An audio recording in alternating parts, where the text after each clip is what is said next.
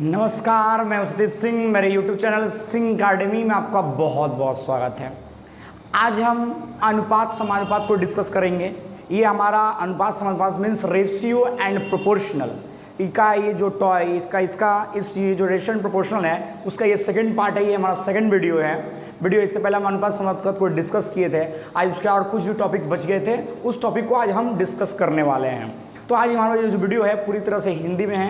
पूरी तरह से हिंदी में जो हिंदी भाषाभाषी जो छात्र हैं उनको अच्छी तरह समझ में आएगा। तो आते हैं, लेट डिस्कस अनुपात समानुपात का और कोई भी कुछ टॉपिक था उसको हम डिस्कस करते हैं। तो हम पिछला दिन अनुपात का पढ़े थे, गुरु अनुपात पढ़े थे, लघु अनुपात पढ़े थे। तो आज हम एक्चुअल में पढ़ने वाले हैं यौगिक अनुपात। यौगिक अनुपात क्या है उससे सबसे पढ़ेंगे हम। यौगिक अनुपात, यौगिक अनुपात है क्या? देखा गया हमारे पास दो या दो से अधिक अनुपात है। मान लीजिए हमारे पास दो या दो से अधिक अनुपात है। हमारे पास दो अनुपात ही लेते हैं, A:B और C:D। हमारे पास दो अनुपात है। तो इन दो अनुपातों का क्या करेंगे, इसको हम अगर हम आप हमारे पिछला वीडियो देखे होंगे तो उसमें बताए थे कि पहला ये जो अनुपात है A:B, इसका जो पहला भाग है A, इसको हम लोग बोलते हैं पूर्व पद, और दूसरा भाग जो है इसको बोलते हैं हम लोग उत्तर पद या पश्चिम पद। ये है पूर्व पद, ये है उत्तर पद या पश्चिम पद।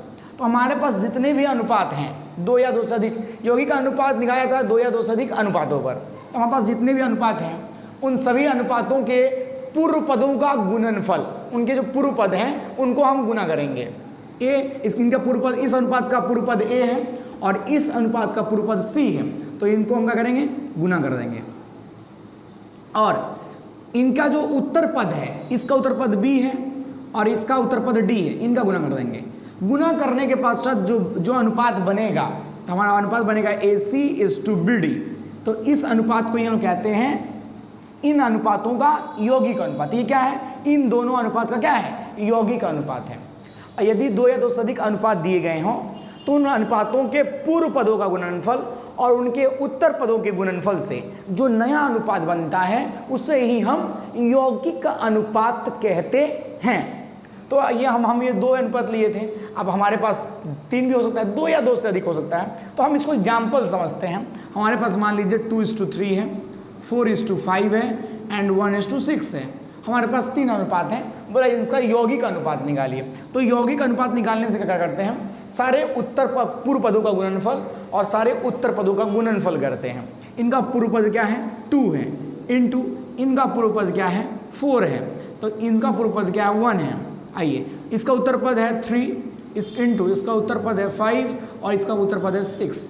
इनका अनुपात मीन्स जितने भी अनुपात हों सभी अनुपातों के पूर्व पदों का गुणनफल और सभी अनुपातों के उत्तर पदों के गुणनफल से जो अनुपात बनेगा उसको हम बोलेंगे यौगिक अनुपात। तो आइए, 2 4 जा 8 5 3 जा 15 15 6 जा 90।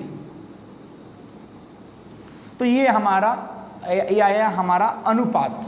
तो ये जो हमारा अनुपात आया इसको बोलते हैं, हम बोलेंगे हम लोग यौगिक अनुपात। किसका यौगिक अनुपात है, इन तीनों अनुपात का ये हमारा यौगिक अनुपात है। तो आप यौगिक अनुपात को अच्छी तरह से समझ गए होंगे, आशा करते हैं।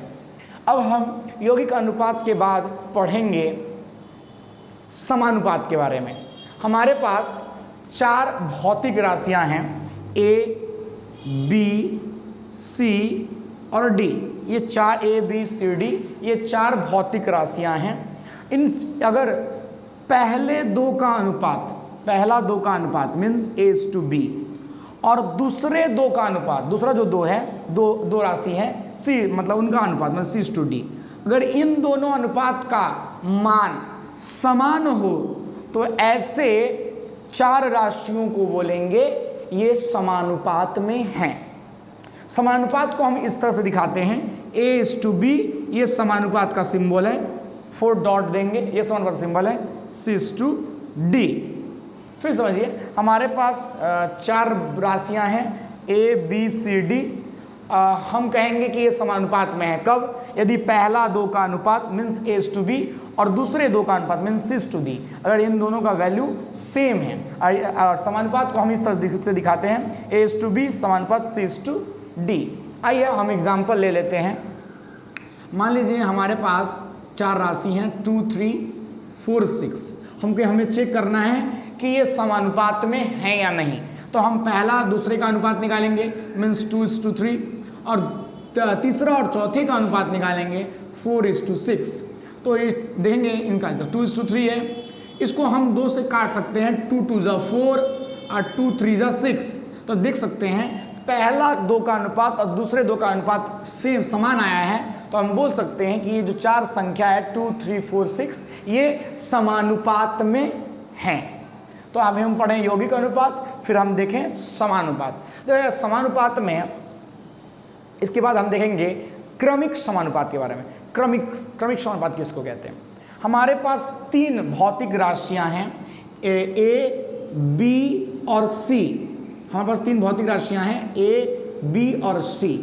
इन भौतिक राशियां हैं, अगर पहला 2 का अनुपात मीन्स A:B और पहला 2 मतलब फर्स्ट और पहला और दूसरे का अनुपात और दूसरा और तीसरे का अनुपात का मान अगर समान आता है तो ऐसे अनुपात को हम लोग बोलते हैं क्रमिक अनुपात। क्या क्रमिक समानुपात क्या बोलते हैं? क्रमिक समानुपात। क्रमिक समानुपात मीन्स A/B = B/C। हमारे पास क्रमिक के लिए आपको 3 भौतिक राशियां दिए जाएंगी। मान लेते 3 भौतिक राशियां हैं ए, बी और सी। पहला और दूसरे का अनुपात और दूसरा और तीसरे का अनुपात अगर समान है तो इसे कहेंगे हम क्रमिक समानुपात। क्रमिक समानुपात 4 का भी हो सकता है। तो अगर मान लेते हमारे पास 4 भौतिक राशियां हैं ए, बी, सी और डी, तो अगर कहा जाए कि ये क्रमिक समानुपात है तो इनको हम इस तरह लिख सकते हैं, पहला दूसरा का अनुपात मीन्स A/B, दूसरा और तीसरे का अनुपात मीन्स B/C और तीसरा और चौथे का अनुपात मीन्स C/D। सभी का मान समान रहेगा तो इसे हम कहेंगे क्रमिक समानुपात। देखा गया, अगर A, B, C 3 संख्या अगर क्रमिक समानुपात में है तो ये B जो है ना, B को हम लोग कहते हैं मध्य समानुपाती। B जो है मध्य में है A और C के, इसलिए B को बोलते हैं मध्य समानुपाती। और C जो है ना, इसको हम लोग बोलते हैं तृतीय समानुपाती या तृतीय समानुपात कहते हैं, तृतीय समानुपात। तो आप देख सकते हैं इस वीडियो में हम यौगिक अनुपात को डिस्कस किए, समानुपात को डिस्कस किए और क्रमिक समानुपात को डिस्कस किए। आशा करते हैं कि ये वीडियो आपको अच्छी तरह समझ में आया हो और ये आपके लिए हेल्पफुल हो। अगर वीडियो आपके लिए हेल्पफुल है तो वीडियो को अधिक से अधिक मात्रा में लाइक करके शेयर करना ना भूले। धन्यवाद।